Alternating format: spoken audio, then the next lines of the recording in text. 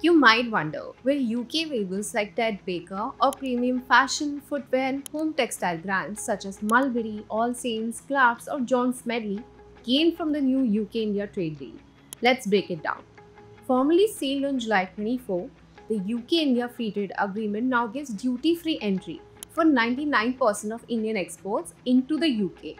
That includes clothing, textiles, footwear, carpets and home linens, and cuts India's average tariff on UK goods from above 15% to roughly 3%. Now that elimination of UK duties on Indian textiles, previously in the 8 to 12% range, levels the playing field versus competitors like Bangladesh or Vietnam. India's textile exports to the UK, worth about $1.8 to $1.9 billion today, are projected to surge by 30 to 45% or even double in the next few years.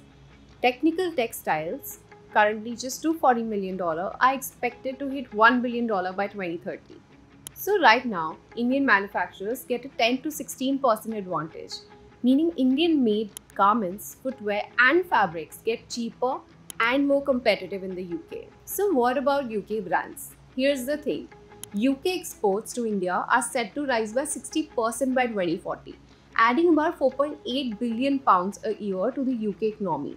The deal slashes India's duty on fashion, beauty, processed foods, machinery from 15% to 3%, making British brands more affordable for Indian consumers. For brands like Ted Baker, Massimo Dutti or premium home textile labels, that means Indian demand could rise. A growing affluent middle class in India is expected to expand by 129% by 2030.